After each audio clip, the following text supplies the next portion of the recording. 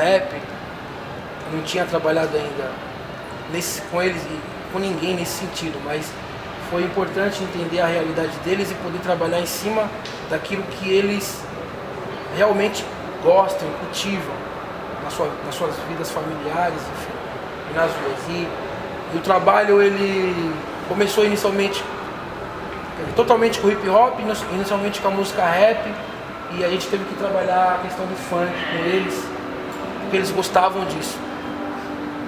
E eles, no primeiro momento, chegaram com várias ideias de músicas escritas, de pensamentos deles, e ao longo do trabalho foi importante perceber que era aquilo que eles viviam muito, sabe?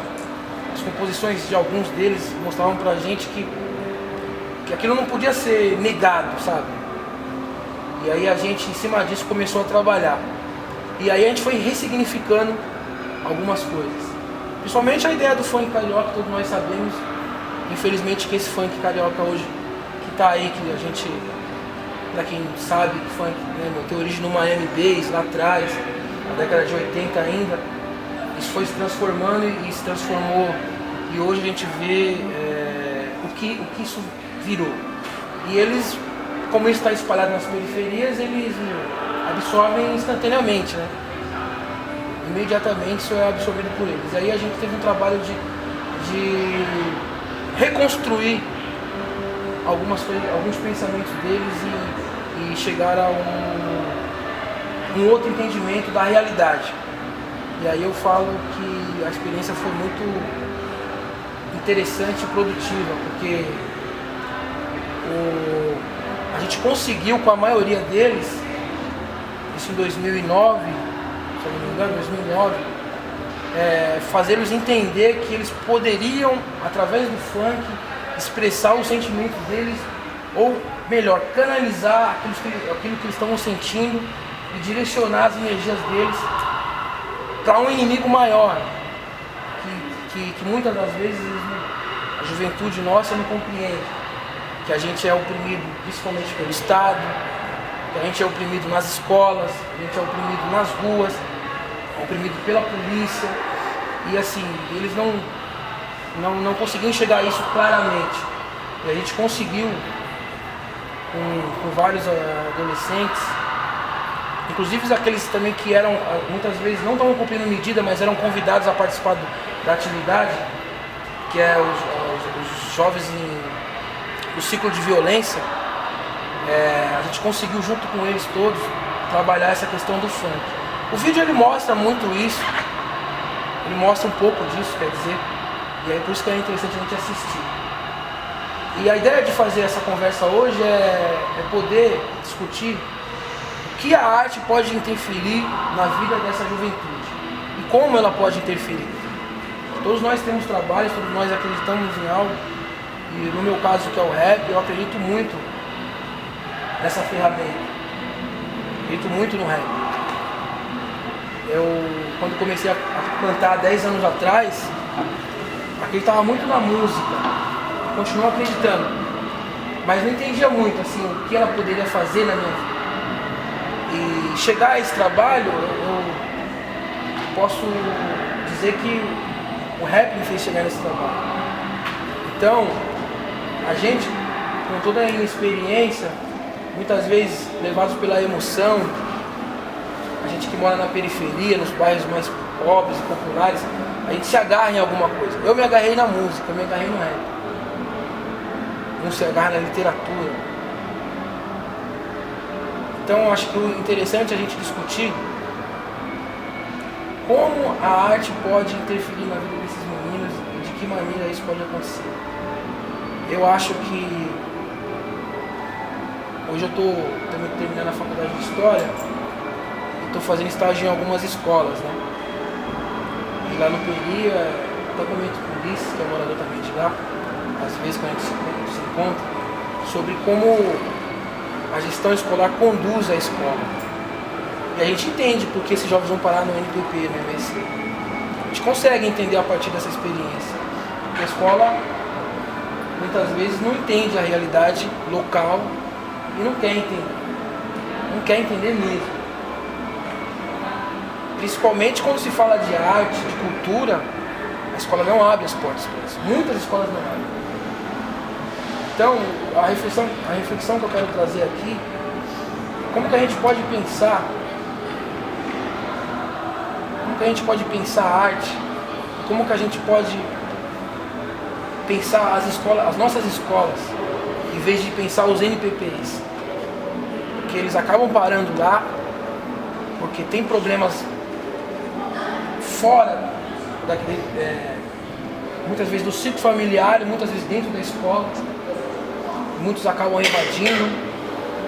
Então essa experiência, ela, na minha e na nossa vida, no KGB, da fábrica de gênero, ela é muito interessante e muito importante. E eu sei que existem trabalhos aqui na região, como o Sarau da Brasa, Literatura Suburbana e outros mais, o James, que desenvolve outros trabalhos, Tribunal Popular, e outros coletivos em São Paulo, e até fora de São Paulo, que tem essa preocupação. A juventude só consegue chegar no estado de liberdade assistida porque antes alguém deixou isso acontecer. E eu falo alguém, eu falo da sociedade, falo nós, né? Acho que nós deixamos isso acontecer. Na escola se deposita muita responsabilidade na família. Estou cansado de ouvir esse discurso na escola. A família é a responsável pela educação do seu filho. Só que quem fala isso não entende que a família também foi formada por essa escola. A família passou por essa escola. Ou, muito pior, não conseguiu passar como deveria. Então, não adianta depositar, na minha opinião, a culpa na família sem entender o contexto todo, sem entender o que acontece no entorno. Então, eu só abro as conversas falando que a arte sim tem o poder de transformar. E a gente tem experiências que a gente pode entender que demonstram isso. A literatura suburbana, o projeto de Riva Rap, o Sarau da Brasa, o Cicas, o Cine Escadão e outros mais em São Paulo, Cooperifa. A gente sabe que são projetos que, não sei nem se mais são projetos, mas são realidades que acontecem nas regiões que de certa maneira são uma referência diferente da criminalidade. Porque eu lembro, a frase do Ed Rock, ela é fundamental. Quando ele fala que a juventude se espelha em quem está mais perto, mais próximo, ele acertou na veia, porque ela se espelha e ela se aproxima daquilo que está mais próximo. Se é o traficante de droga, se é o assaltante de banco, se aquilo está próximo dele, ele vai se aproximar. Se é a arte, ele vai se aproximar. O nosso trabalho é um trabalho de base. O Cine Escadão é um trabalho de base. Um trabalho que foca mesmo com a criançadinha mesmo, com a molecada menor. Porque a gente entende que investir na formação talvez seja uma solução, mas futuramente a gente não colher o que estamos colhendo hoje. Porque existe até uma resistência, né, César? Você falou do que a arte não transforma. Eu mesmo assim fui transformada pela música, só que eu era resistente, porque eu tive problema, eu trafiquei, eu fui envolvida com tráfico, na época, você não tá ligado. E a conversa é essa pra não falar a verdade aqui. Eu tinha o quê? 18, 17 anos, eu engravidei, eu tive meu filho com 17 anos. E eu não tive estrutura familiar nenhuma na minha casa, porque meu pai era alcoólatra e foi embora de casa, vazou, e minha mãe ficou em casa e caiu na depressão. E ficou internada há muitos anos dentro do Juqueri, né? Lá em Pirituba. Ficou 6 meses, aí não melhorava, ficava mais 6 meses. É isso, no Pinel, né? E na época eu tinha 14 anos, nessa época eu já dançava break. Então o que me apegava era o que eu falo pro César, mano, o rap ele é tão, o hip hop ele é tão assim bom, que ele oferece as coisas de graça pra você. Eu dançava, aprendi a fazer ginástica olímpica de graça na rua. Porque o pessoal me chamava, você vai aprender, vamos fazer, e fazia flip, e vou rodar, fazia moinha, fazia tudo que um ginasta aí faz. Nós fazia com o Blake. E eu e meu irmão falava, não, China, a gente não vai cair, meu, vamos pegar essa ferramenta aqui que era a dança, e vamos dançar, vamos se envolver. E isso nós tinha 14 anos, só que aí nós passou a dançar até um certo tempo da nossa vida. E depois começou a vir o quê? A responsabilidade, porque daí nós tinha 13, 14 anos, não tinha responsabilidade. As tias, nós vivíamos em casa de tia. A tia, a irmã da minha mãe, fica um pouco aqui, aí não dava certo, ia pra casa do outro, até que nós voltamos pra nossa casa e ficamos lá, tudo de menor. Cuidando de uma irmã que faleceu faz 4 anos, minha irmã faleceu com 22 anos, com problemas, tudo daquele passado. Faz 4 anos que ela faleceu, ela tinha 22 anos mais nova. E nós somos em 3, né? Meu irmão mais velho e era 2 mulheres, hoje somos só 2. Então a gente teve todo um problema que o hip hop, ele falou, não, vem pra cá, vem que vocês conseguem, ali vocês vão se distrair, ali a gente fazia uma roda, nós trocávamos, nós pulava lá na São Bento, no final da São Bento ali, e vinha a Zona Sul, Zona Leste, levava a box, nós ficava ali na rua dançando, a polícia chegava lá e falava, pode sair todo mundo daqui que vocês estão quebrando o patrimônio público, sendo que a gente só estava dançando. Pegava, abria o rádio, tirava as pilhas do nosso rádio e levava embora. Certo? Porque a gente não podia ficar ali dançando, era proibido. E nós não cobrava nada, ninguém ficava cobrando pra ver a gente, né? Porque a gente não tinha lugar pra dançar, certo? Aí fomos parar no depósito de areia, aí lá no depósito também eles tiram tudo isso aí do depósito de areia, aí saímos dali. E ali ficamos sendo jogados de um canto pro outro, essa é a verdade. E ao passar do tempo, isso meus 14 anos, né, tal. Aí com uns 16, 17 eu, né, fui ficando, né, mais maduro e tal. E tive que trabalhar, procurar trampo, né, porque... Então, aí chegou uma fase, engravidei com 17 e tal, todo aquele problema de gravidez. E os 16 até os... Aí depois parei de dançar, engravidei. E quando eu engravidei, aquele problema todo na minha casa, não tinha nada, não tinha comida, e grávida sem emprego, e aí parti pro tráfico. E ao passar do tempo, meu irmão, aí chegou um parceiro meu lá e falou, mano, não, vamos parar com isso, cheiro e tal, e nós já se envolvendo no tráfico, nós não via mais nada, nós tava cego. Sério, meu irmão, hoje eu me pego, eu sinto e falo, o que eu tava fazendo, mano? E o meu quintal parecia assim, era uma loucura. Era droga pra tudo que é lado, os outros iam lá e vendiam e nós não via nada. O dinheiro entrava, nós não comprava nada também, era só comida. Não tinha nada. Só que quem ganhava mesmo eram os caras que passavam, porque nós não ganhávamos porra nenhuma, não era nada. E aí aí quando eu tava com uns 17, 18 anos, veio uns parceiros meus na minha casa e falou assim, mano, a gente tá formando um grupo de rap, vamos aí, mano, vamos fazer um rap e tal, vamos fazer umas músicas. Aí eu, não, para, eu não quero não, porque eu não tinha isso, meu irmão. Eu dancei assim até um tempo, depois eu parei. Aí engravidei, todo aquele problema na minha filha, falei, não, isso aí vai me dar o quê? Aí eu, não, já dancei, não deu nada, depois fiquei, não quero. Aí meu irmão falou, eu vou. Vamos, demorou, tem um rádio aí, compramos um microfone meia boca lá na galeria, aquelas bases da galeria meia boca também, colocava no som, aí depois passou um tempo, eu arrumei um trampo, no mesmo ano, assim, arrumei um trampo numa metalúrgica, igual eu tô condenada. Aí meu irmão, não, vamos fazer, eu falei, não, lá na metalúrgica eu tenho todo benefício, lá eu tenho convênio, lá eu tenho, mas eu tava feliz ali que eu trabalhava, não envia a minha filha, pra você ver. Eu trabalhava, aí eu arrumei esse trampo, mas nunca fui presa também. Acho que foi a minha sorte, foi isso, que eu aprontei tanta coisa e nunca me pegaram, nunca fui presa. Aí minha cabeça voltava pro lugar, porque aí tinha umas amigas minhas, começou a arrumar uns trampos, né, correr, aí eu falava, não, mano, eu tenho que trabalhar, mano, minhas amigas tá andando também. Elas ficavam, não, Chile, para com isso aí, você não pode decair e tal, você vai preso uma hora. Aí, sua filha, nisso já tinha, minha filha já tava, né, no mundo já, né? E aí eu arrumei esse trampo, meu irmão ali, né? Aí chegava do trampo, tarde da noite, ele tava ali ensaiando, cantando rap, e eu, não, tanto não. Aí às vezes eu ficava imitando a Lauryn Hills e tal, mas não, tipo assim, nada assim, só imitando mesmo, cantava, meu irmão, Chile, você tem talento, você tem a sua voz, que voz, você tem nada, tem que trampar, mano, vai ter que acordar cedo.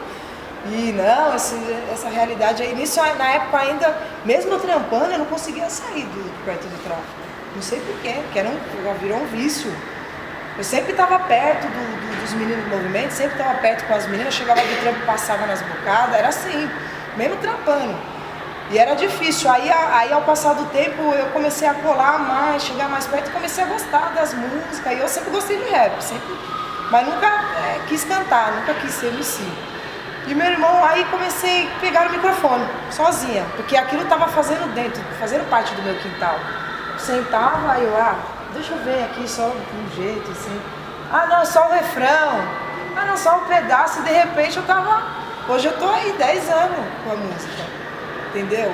Eu fiz minha casa com a música. Eu casei e conheci o César com a música. O César foi na minha casa.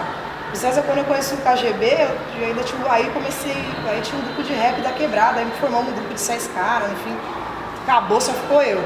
Aí eu falei, César, o César foi na minha casa e nós éramos amigos, né? Eu falei, César, mano, eu tô viciada nesse negócio de rap, mano.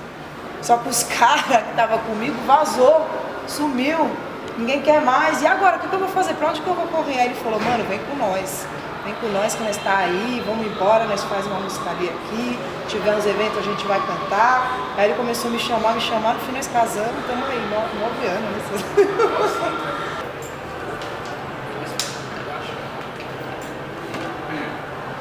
Acho que eu queria falar sobre 2 questões, né? Uma é uma questão de militância, outra coisa de conjuntura, né? Que diz respeito à questão da infância e não só as questões da infância, mas a própria conjuntura que nós nos encontramos hoje. Você traz uma série de elementos, César. A Chile traz esse depoimento aí emocionante, né? Que eu acho que a gente precisa engrossar esse caldo aí. Esse caldo é um caldo muito importante para que a gente não saia daqui sem nada, né? A gente tem que sair daqui com mais coisas, né? Então eu acho que é importante a gente fazer algumas reflexões. Então, só falando do tribunal, eu não queria falar muito do tribunal, depois tem até apresentações de uma TV que nós criamos, a TV Tribunal Popular, tal. Trouxe material aqui, trouxe poucos livros, trouxe 3, mas aí o pessoal vê como é que pode utilizar esse material aí. O tribunal, na verdade, o Flávio estava falando, e todas as vezes que eu lembro do processo de constituição do tribunal, né, é anterior a 2008, né, porque foi um processo, foi um grupo que se constituiu a partir do processo de criminalização da juventude, né, no momento que o pedido de redução da idade para a responsabilidade penal estava meio forte, né, e aí a gente se juntou, tal, fez uma série de discussões, de ações. Fizemos um seminário, né, discutindo a extinção da FEBEM, enfim, deu um material longo, inclusive, a respeito disso, conseguimos juntar bastante gente nessas discussões, né, mas também eu tenho uma militância anterior, né, tenho uma militância na área da infância que é muito anterior, né, fui conselheiro tutelar na cidade de São Paulo, na primeira gestão, o Soró conheci ele de lá, né, acho que 20 anos já, sei lá. Ficando velho, e militava anteriormente ainda, trabalhava ainda com criança e adolescente antes, trabalhei em alguns programas da Secretaria do Estado, né? Bem, então minha militância, ela teve sempre implicada com a questão da criança e adolescente, né? Mesmo estando no Tribunal Popular e vendo que o tamanho da desgraceira aumentou, né? A gente olha sempre com muito carinho a questão da infância, né? Tanto é que eu menos de um ano, sofri 2 processos. Eu tive que ir ontem na delegacia lá para dar o depoimento lá para o escrivão e coincidentemente essas coisas meio loucas do destino, né? Tinha uma escrivã negra que ficava o tempo todo perguntando por que eu defendia vagabundo, né? E aí eu olhava para ela assim, queria fazer uma discussão de raça e classe, eu ficava olhando assim para ela, eu falei, essa mulher, se eu falar merda aqui, ela vai me encarqueirar, né? Como desrespeito à autoridade. Te enquadrar em alguma coisa. Vai me enquadrar em alguma coisa, então eu não vou entrar nessa parada não. Mas agora eu tô ficando importante, porque agora quem está me processando é a presidente da FEBEM, né?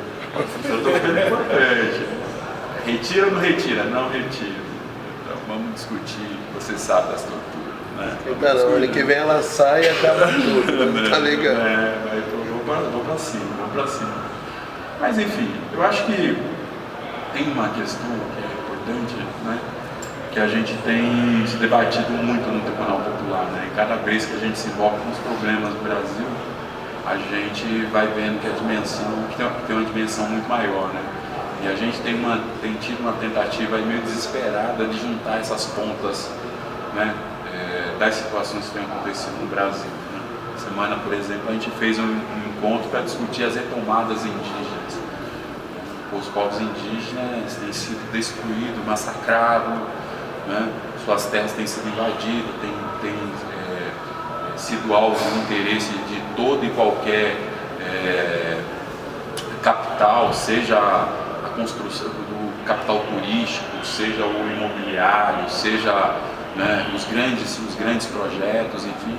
E os povos indígenas hoje, né, têm hoje a centralidade na luta pela terra. O MST, infelizmente, tem cada vez menos ocupado terra, feito debate a respeito da democratização da terra, né?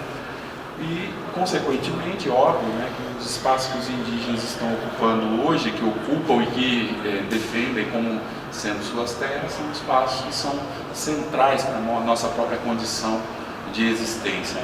A gente tem tentado, tem esse vídeo aí que vocês vão ver, né, a gente tem verificado que muita gente, né, tem sido ameaçada de morte morta. A gente fez esse vídeo aí no dia 8 de agosto, né, denunciando as mortes dos militantes, né? E aí, de lá para cá, de 8 de agosto para cá, foram assassinados mais 25 militantes. E isso não é qualquer coisa no Brasil, que a gente conseguiu levantar 25 militantes. São 2 a 3 militantes por semana sendo mortos no Brasil, né? Então, a gente tem uma gravidade aí que eu acho que a gente não está se deparando, né? Porque, por exemplo, tem um dado novo aí, que é um dado importantíssimo, que é o dado, por exemplo, de mortes violentas por homicídio. Né? Algum tempo atrás, 3 anos mais ou menos, o número por homicídio era 30 mil, 30 e poucos mil, né? Hoje são 50 mil, 54 mil pessoas sendo mortas. Acabou de sair o dado, né? Saiu essa semana aí o dado aí, né? Para a gente ter a dimensão. E aí, quando a gente vai olhar quem está sendo morto, a gente, né, são jovens, são jovens negros, né? Então isso é um aspecto importante e relevante, porque se por um lado a gente, né, tem um processo de assassinato de militantes, né, que é quem consegue organizar a classe para fazer a luta, né, a gente, por outro lado, tem um processo de genocídio contra uma população jovem, né?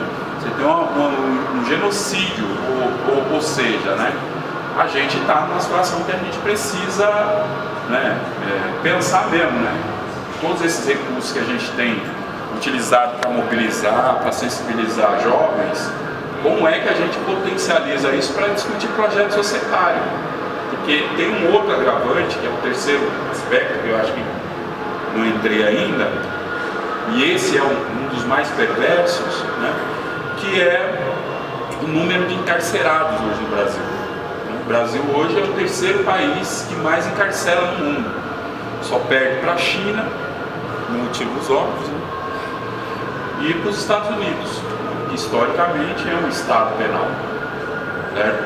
Agora, tem ainda, né, aspectos que é importante a gente olhar. Qual é o aspecto importante? O aspecto importante é que a maioria absoluta de quem está nas prisões são jovens, primeiro, né? Deve ser 80% na faixa de 18 a 29 anos. E tem ainda um recorte, né, de jovens que está sendo preso muito maior, numa faixa ainda menor, que é de 18 a 24 anos. 60%, alguns dizem que é 72% nessa faixa. A gente tem comprovação de 60%, que é aqui no estado de São Paulo, né? Um dia eu fiz um cálculo rápido para ver quantos tinham na cidade de São Paulo preso nessa faixa etária. Tem mais ou menos 70 mil presos na cidade de São Paulo, na faixa de 18 a 24 anos. Isso é porque os pedidos de prisão foram cumpridos, né? Tem aí, aqui em São Paulo, tem mais de 100 mil pedidos de prisão, né? Pedido, né? A pessoa já está para ser preso aí, né? Isso quer dizer o seguinte, Porque o Estado ele começa também a fazer uma conversa fiada, dizendo o seguinte: se o cara trabalhar, o cara pode ser solto, né, num curto espaço de tempo. Isso é uma conversa fiada, né? Por que é uma conversa fiada? Porque é uma dissimulação do Estado em relação, né, a quem está encarcerado. E aí a gente precisa cruzar algumas informações, né? Por exemplo, a faixa etária de quem está indo preso, certo? Tá? Então, no seu momento produtivo, no seu ápice da sua produção pessoal, 18, 24 anos, 29 anos, o camarada está produtivo. Então o Estado diz o seguinte: então eu te coloco para fora se você trabalhar, prestar serviço. Aí você vai verificar a carga horária, vai verificar o salário. O que acontece com esse camarada é que ele está trabalhando quase que escravo, é forma análoga de escravidão, que ele ganha 230, 260 reais e trabalha um absurdo. E isso faz parte do quê? E aí que a gente não pode ir fragmentando, a gente tem que pensar a sociedade, como é que ela está. Faz parte desse processo econômico nesse último período, que tem, né, essa perspectiva desenvolvimentista, né, seja no campo ou na cidade, né? A gente está vendo aí, está sofrendo lá no Quilombac lá com o tal do parque linear, que não serve para nada, né? Só serve para aumentar o valor imobiliário daquela região lá, porque tem o setor imobiliário tem um interesse naquela região de fazer condomínio de classe média, de fazer, né, está criando, atrás disso tem todo um projeto de terminal, de aumentar a velocidade dos trens e por aí vai, né? Rodoanel, tem todo um projeto ali que é um projeto para o povo. Então, para você fazer isso, os camaradas estão entrando numa lógica que a gente fala que é a lógica chinesa, né? Porque o trabalhador chinês, ele não é preso, mas ele é um trabalho escravo. O cara ganha $1, $2 por dia. Imagina o que é isso, né? Então, como a gente não tem condições de entrar nessa lógica para não retirar direitos sociais, o que você faz? Você prende e diz que você está dando um benefício, porque as prisões, né, aumentou o número de traficantes, 60% das prisões hoje é por causa de tráfico, ou só tem traficante ou prender os traficantes todos não avisaram pra gente, né? Então os caras estão prendendo, dizendo que é tráfico, mas não é tráfico, né? É consumo, os caras não podem colocar consumo porque o cara vai pra rua, então o camarada fala que é tráfico. Botou lá, o que ele faz? Ele começa a explorar a mão de obra do camarada, né? Dizendo que está dando benefício pro cara. O que é isso? Isso é um estado penal que a gente está construindo, né? E isso está sendo construído e tem sido construído outros instrumentos para, né, ceifar, né, tirar a nossa capacidade de enfrentamento, né? Por exemplo, hoje tem um decreto, né, de 2001, que é na verdade Fernando Henrique Cardoso, que é o que permitiu, por exemplo, a entrada do Exército no Complexo do Alemão. Então, as Forças Armadas no Brasil, vocês sabem para que é constituído o Exército, né? Para a defesa da pátria, certo? Para a defesa da pátria. Nós fomos lá no Haiti, matamos pretinhos lá, treinamos bem, né? Quem viu os vídeos do Haiti sabe o que foi. Agora o Brasil vai se retirar, porque vai se retirar do Haiti, porque, né, a crise econômica bateu na porta, vai chegar e se instalar. Então é muito caro você manter a tropa no Haiti. Então o Brasil fez uma negociação de acordo para retirar as tropas do Haiti, certo? E agora tem aí um bando de gente dizendo que por conta de sua pressão foi que retirou a tropa. Não foi nada, né? E ali foi campo de teste, né, dessas intervenções urbanas do Exército, né? E agora tem né, esse decreto, um documento chamado Lei e Ordem, né, que conceitua a entrada do Exército em conflitos urbanos. Isso quer dizer o quê? Quer dizer que a gente, enquanto povo, passa a ser inimigo do Estado. Definitivamente nós somos inimigos do Estado. Para além disso, né, não sendo pouco essa situação, né, já há algum tempo tem sido discutido uma nova lei de segurança nacional que nos coloca, nós militantes, lutadores, movimentos sociais, como terroristas, né? Portanto, né, todos nós que pensamos contra a ordem, estamos na mira, né, da justiça brasileira. Né? Não é à toa, inclusive, que os caras leiam a Carta Capital dessa semana, né, que os caras, toda a estrutura de inteligência, o Exército mantém e acompanha cada um de nós. Né? Semana passada, foi retrasada, eu estava em Campo Grande lá, no seminário que nós fizemos lá no Tribunal Popular. Essa semana uma menina lá me chama no Facebook e falou, ó, todo mundo aqui está meio assustado. Por quê que as pessoas estão meio assustadas? Não, é que a gente descobriu que tinha um camarada da ABIN lá, né, fazendo todo o monitoramento da ação do seminário que a gente estava promovendo lá. Né? Ou seja, eu acho que tem esse aspecto, sabe, César? Tem esse aspecto da cultura, que eu acho que é uma pegada, né? A pegada que aconteceu, por exemplo, lá na Zona Sul, né? Você vai ampliando cada vez mais, os grupos de teatro da periferia, a música, mas não é só isso. Não é só isso. Porque se a gente não pensar que projeto de sociedade nós estamos acabados. Sabe por quê? Porque, por exemplo, a gente não tem nem guarida hoje, né, nas leis que foram criadas, que a burguesia criou, não fui eu que criei, que ela não me serve. Certo? Ela não me serve. A burguesia criou essas leis. A burguesia não está mais obedecendo essas leis. Criou aí, por exemplo, a Lei Orgânica de Assistência Social, com a Política Nacional de Assistência Social, com as políticas, né? Mas vai ver na prática que, né, acho que as assistências sociais devem viver em terapia, sofrendo. Né? Os trabalhadores da assistência devem viver sofrendo, porque é uma mentira, é uma farsa. Né? Individualmente a pessoa pode dar tudo, mas a política ela não funciona. Você pega o Estatuto da Criança e do Adolescente. Por que a FEBEM existe? Por que a FEBEM existe? Vocês vão lá, vocês não entram num processo de sofrimento com aqueles meninos? Né? Vocês estão indo lá, vocês não é? O menino está sendo espancado, tem um menino lá querendo falar e a gente tendo que, ó, segura a onda aí porque vai ser pior. A gente vai sair daqui e tu vai entrar no couro. É ou não é? Não funciona. Por quê? Não funciona porque, né, não está organizado para o povo. As políticas não estão organizadas para o povo. Né? A política cultural, por exemplo, que é mais cacete que a política cultural tomou nesse último período aí, a ocupação da Funarte é um dos exemplos, né, de que, né, então, ou seja, o projeto, a nossa tática, ela está correta. O nosso diagnóstico é que está errado. Né? E o nosso desafio para esse próximo período é a gente conseguir juntar gente. Se juntar para fazer reflexão, para pensar qual que é a saída. Porque os espaços, você pega as eleições do ano que vem aqui nessa cidade, vai ser a eleição mais cara dos últimos tempos. Porque o setor imobiliário vai jogar todo o dinheiro do mundo para eleger seu candidato.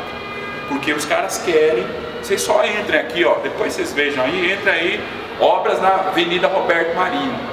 Quando eu vejo aquilo para as pessoas que eu mostrei, todo mundo ficou aterrorizado. Os caras fazem vão fazer a desgraça e mostram. Eles não estão mais escondendo. Eles mostram quantas comunidades, você vai verificando quantas comunidades vão ser expulsas dali, né? O que o setor imobiliário vai fazer. E vejam só, a gente não está falando lá de Perus, que ali porque os camaradas ali da Roberto Marinho ainda tinha uma burguesia ali que foi para a Câmara Municipal, né, protestar. Tomou um pau lá, foi expulso da galeria, né? Tomaram um pau lá, foi expulso. Então vejam só, né, em que nível, né, de ação o capital se encontra. Né? E aí, né, o nosso desafio com todas as nossas táticas acertadíssimas, né? Porque para mim a grande questão é o balanço, né, o que está acontecendo e o que nós vamos fazer. Né? E aí, vou pegar o que está acontecendo no Brasil, é da gente chorar, sentar e chorar. A gente pode sentar e chorar, ou a gente pode refletir a respeito disso, se juntar para lutar. Eu acho que é um pouco isso aí. Eu acho que é isso mesmo. Eu acho que a juventude, a gente está vendo, por exemplo, hoje mesmo, essa hora, A molecada aí está aí na Vida Paulista, né? Fazendo parte dessa mobilização internacional, que para mim tem um certo equívoco, né? Porque vem de fora para dentro, o que parece não dá a impressão que nós não temos questões aqui para aprofundar, debater e brigar por elas, né? Mas enfim, aí a molecada vai se juntar, está se juntando na Paulista, discutindo essa coisa da democracia já, democracia real, enfim, né? É uma molecada, são ações que a gente precisa estimular, mas eu penso que tem outras questões e eu acho que esse trabalho, o investimento com a juventude, com o adolescente, com jovens, ele é um investimento fundamental, mas ele é um investimento fundamental na medida que a gente politiza. A gente não pode ter nenhum tipo de senão de apontar as contradições, né, que está rolando na sociedade. Estão destruindo florestas, estão destruindo águas, estão destruindo solos, estão destruindo as cidades, estão nos destruindo. Na verdade, a grande questão é essa, né? São 50 mil mortos por ano. Ninguém vai me dizer, né, que guerra é ruim, né? Guerra é ruim contra a burguesia, mas guerra é muito boa contra o povo, né? Contra a juventude, né? Porque esse Estado está em guerra contra a juventude. E aí eu acho que a gente tem que pensar como é que a gente se organiza para fazer a resistência e discutir um outro projeto de sociedade. E aí, para não ser redundante, eu acho que as táticas estão certas, mas o diagnóstico a gente precisa fazer corretamente, porque senão nós vamos dançar. Nós vamos dançar. E aí, assim, um determinado momento diziam que a esquerda era persecutória, né? Viviam dizendo que a esquerda era persecutória, né? Mas a burguesia hoje produz toda a sua desgraça, apresenta pra gente, apresenta a conta, né?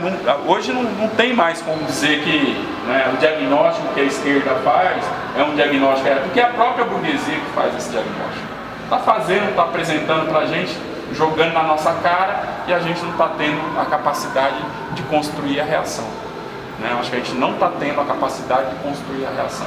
Eu acho que o hip hop tem que ser usado sim, o funk tem que ser usado sim, para fazer esse debate, para mobilizar, para fazer esse debate, para aprofundar esse debate, porque senão, né, a gente está fazendo a ação individual, salvando vidas individualmente, né, mas a gente não tem perna se a gente não fazer a discussão do projeto global, né, porque a desgraça vai vir. A gente só salva quem era para salvar mesmo, porque, né? Quem está dentro da minha casa e o a gente resto salva. Como que o que está lá do lado vai prejudicar você. A mulher me perguntava, ontem, a escrivã me perguntava, na sua casa tem algum bandido? Você acha que eu ia dizer para ela que tem? Não ia nunca, né? Claro que não, né? Ela tá vendo? Você é de classe alta? Não. Tá vendo? Você roubou? Não falei para ela também os meus BO também, né? Claro que não, né? Então, entende a cabeça das pessoas? Porque esse raciocínio é um raciocínio individual. Salva o teu do lado, né? O teu do lado salva, né? Você consegue salvar o teu do lado. Isso é um raciocínio individualista. Se a gente não supera essa ideia, né, individualista, eu acho que a gente não consegue dar um salto adiante. Acho que a gente não existirá enquanto humanidade. Na verdade, o grande debate que está posto hoje para a gente é o debate de humanidade, porque o projeto capitalista é um projeto derrotado, né? Derrotado porque ele nos derrota, nos destrói, né? Ele nos destrói, está nos destruindo, né? Então, se a gente não construir uma alternativa muito rapidamente, a gente, enquanto humanidade, tudo bem, vai demorar 100 anos, 150 anos, não sei, para destruição agora. Mas ela vai acontecer, gente. Ela vai acontecer. Agora, um depoimento antes de ontem, que alguém me falou que estava na casa do pai no interior, numa cidade ali da região de Bauru, estava na casa do pai, aí foram no rio, aí de repente do nada veio uma tempestade de areia, né? Aí ele falou, porra, mãe, o que é isso? Ela falou, filho, depois das canas, é só isso aqui agora, destruir os rios, né? O tempo todo a gente sofre essas tempestades de areia, né? E as coisas estão sendo destruídas, a nossa condição está sendo destruída. Então é isso, e é destruição visível, não é coisa invisível, né? É coisa visível.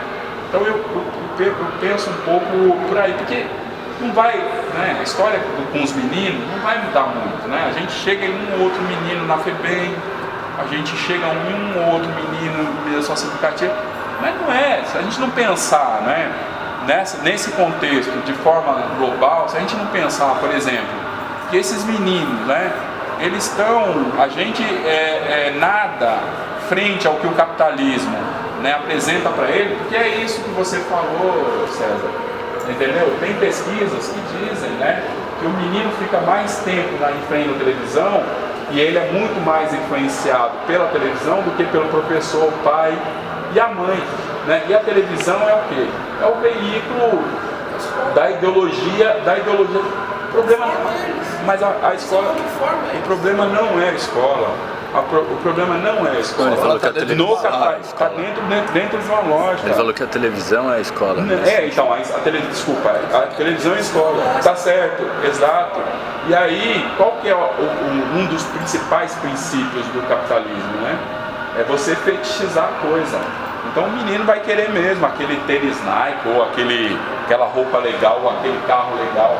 Por quê? Porque ele, né, para ele só é gente na medida que ele tem aquilo.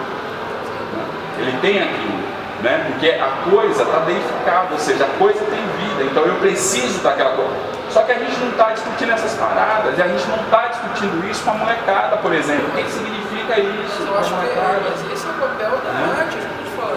A proposta aqui é fazer uma reflexão com a arte, entender que ela pode trazer essa discussão que você está falando. Sim, eu acho, várias táticas.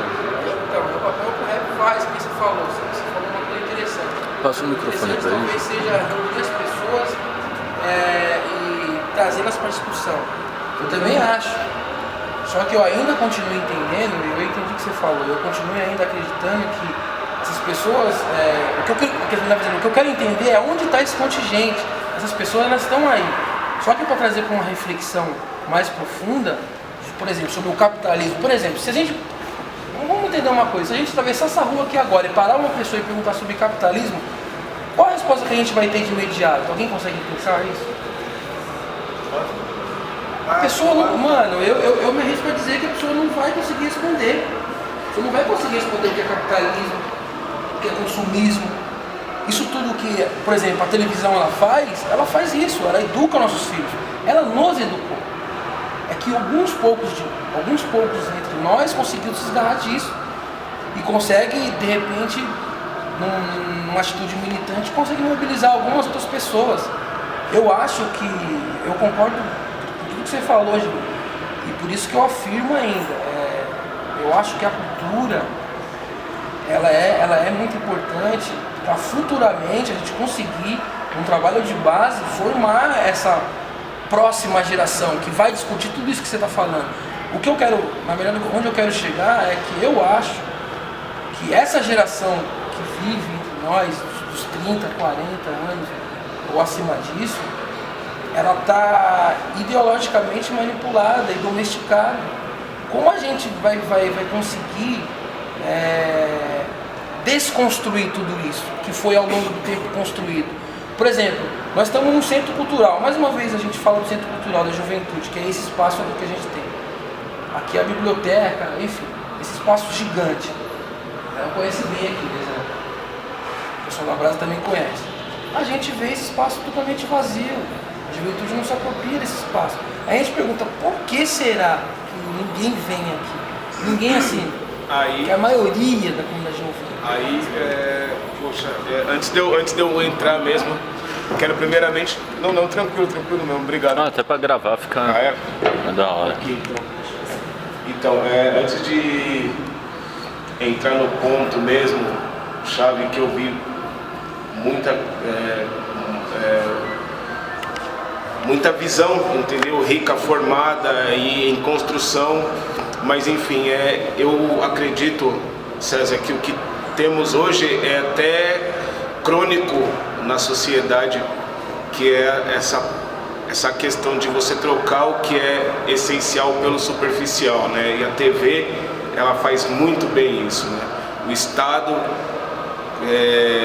automaticamente caminha nessa mesma trilha, fazendo isso inclusive nas escolas, né? Tirando matérias como educação moral e cívica, que formava as pessoas comuns, independente se ela fosse ser um médico ou se ela fosse ser uma faxineira, ela saberia o que é cidadania, saberia o que é capitalismo.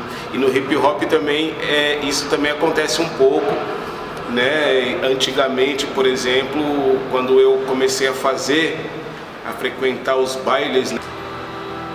A competição, na verdade, era para ver qual que era o grupo que tinha mais informações, assim, né? Tipo, o grupo que escrevia melhor no palco e tal, né? Que, tipo, tinha as melhores letras e tal, né? Hoje ainda tem isso, mas não é só isso, porque cresceu, né? Mas voltando ao ponto inicial da questão da cultura, da arte transformar, César, e aí o hip hop também ele acabou sofrendo essa pena social também, porque a gente é uma música política, não adianta. Hip hop pode ser, você pode pegar não vou dizer o Sampa Crio, porque ele faz hoje músicas mais, como que eu vou dizer assim, românticas mesmo do que, entendeu? Música rap mesmo, mas N. Dinaldinho que seja, que é um cara que dialoga com todas as camadas, né? Digamos assim, crianças, jovens, tiazinhas, tiozinhos e tal. Ela tem em si esse elemento do essencial, do que é essencial para se viver, né? Tipo, valorizar coisas simples e tal. Então, na pior das hipóteses, a gente sabe, dá uma sacudida na pessoa, assim, sabe? Dá uma sacudida, tipo, e aí, tá bom, sabe? Tipo, o Dexter, como vai ser o mundo, né? Tipo, como vai ser o mundo. E é lamentável que o Estado, ele chegou nessa neurose aguda, né? Eu chamaria assim, para com os produtores culturais, né? Ou seja, antigamente a gente tinha que ser, na época da ditadura militar, que eu não vivi, né? Mas eu estudei, morei uma década em Diadema, onde isso foi muito forte, essa questão foi muito forte. Eu tive a oportunidade então de conhecer um pouco dessas lutas originárias de lá, dos metalúrgicos, do Lula e tudo mais. Antigamente você tinha que ser um cara, um agitador político fudido, assim, pra você entrar meio que num holofote, né? Hoje em dia não, né? A gente é bem sabido que até pelas redes sociais basta você ter algum destaque cultural, né? Aí que eu insisto que, assim, hip hop ele é uma música política por isso, né? Porque nós sabemos aqui que todos nós que produzimos arte, a gente é constantemente vigiado, analisado, medido, pesado, todas essas questões sociais que são horríveis. Então eu acredito que isso inclusive contribui para que situações como esta que nós estamos presenciando hoje não seja de fácil articulação para nós, mesmo com as redes sociais, né? Porque aí entra aquela questão financeira, de que a gente precisa captar alguma coisa ali do Estado ou privado para que a gente possa se ver, né? Para que a gente possa trocar, porque a gente não teria hoje 2 horas para conversar um com o outro, seja pelo Twitter, seja pelo Facebook, seja pelo Skype, seja pelo MSN, percebe? Porque é justamente isso que vai fazer com que a gente perpetue esse impacto que a arte ela causou em nós, né? Por isso que Diversos MCs, principalmente, trabalham no terceiro setor, né? Porque uma vez que você sucateia um serviço, né? Você sucateia um serviço que ele é de utilidade pública, mas de responsabilidade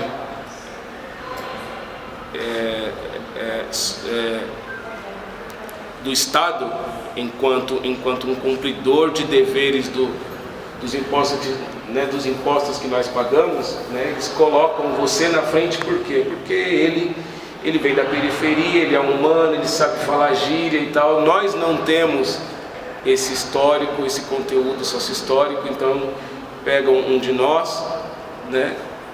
Só que aí entra a lógica capitalista maligna, porque se fosse ele fazendo, ele como orientador socioeducativo, ele não ia se pagar R$ 1.100, R$ 890, percebe? Ele ia querer se pagar R$ 3.000 para fazer pior o que você já faz do café da manhã à hora do seu almoço, entendeu? Diariamente na sua quebrada, sabe?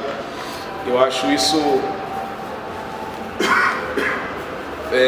perverso do Estado, né? Infelizmente, principalmente com menores em situação de conflito com a lei, pois... Gente, eu posso fazer Claro. Conflito com a lei, estamos todos nós. Lógico. Né? Porque não respeitamos os direitos dos meninos, né? Exatamente. Conflito com a lei está o juiz que interna o menino. Conflito com a lei está o Estado que não garantiu escola, não garantiu moradia, não garantiu saúde, não garantiu lazer. Conflito é o lado mais fraco. É isso mesmo. Exato. Conflito com a lei que eles mesmos não são os moleques que estão em conflito com a lei, entendeu? Tem uns camaradas aí que fizeram um curso de pós-graduação em conflito com a lei.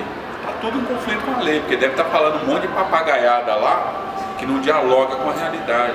Bando de doutor que está ganhando grana às custas da molecada, certo? Porque tem um monte de gente que está na FEBEM que fez esse curso, continua torturando os meninos lá. Certo?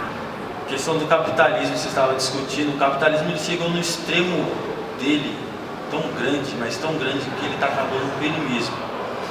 No sentido que ele mesmo cria crises financeiras. Então, tipo, como acabaram de falar, quem vê Jardim Peri? Meu filho mora na Elisa Maria, ele tem 5 meses, mas eu vejo os moleques de lá, tudo na biqueira, moleque de 12, 13 anos de idade. E um dia eu conversei com um deles que tinha 17 anos, eu falei assim, mano, como que você vê esses bagulho, velho? Porque querendo ou não, todos nós somos marionete. Não vocês que colocam a droga na favela, tá ligado? Vocês estão ali pra poder vender o bagulho. Ele falou, mano, o negócio é o seguinte, tenho dificuldade dentro da minha casa, é o jeito mais fácil de ganhar o dinheiro. E estudo, parei de estudar, parei na 4ª série. Tá ligado? Então, tipo, pô, caralho, que vida do cão, né? Então, querendo ou não, já traz a dificuldade. O capitalismo ele é assim, ele causa dificuldade para você ter vários meios para você conseguir um dinheiro fácil. E ele achou o dinheiro fácil, porque ele fica ali um dia sim, um dia não, ele ganha mais do que mais do que eu, que ganha 550 contos. Tá ligado? Melhor. Entendeu? Entendeu? Então, tipo, eu falei pra ele, eu perguntei pra ele assim, mano, você tem expectativa de vida? Ele pegou e falou assim, eu tenho expectativa de vida de voltar a estudar, tô querendo voltar estudando ano que vem, sabe, sair desse bagulho, porque isso daí não é vida pra ninguém não. Aí eu falo, você fica pensando, caralho, tanto bagulho que acontece, tantas coisas que acontecem nas periferias agora, né? E, pô, no Elisa Maria não tem um movimento cultural, não tem nada, tá ligado? Nada. O que tem é bar e biqueira. A única coisa que tem, igreja.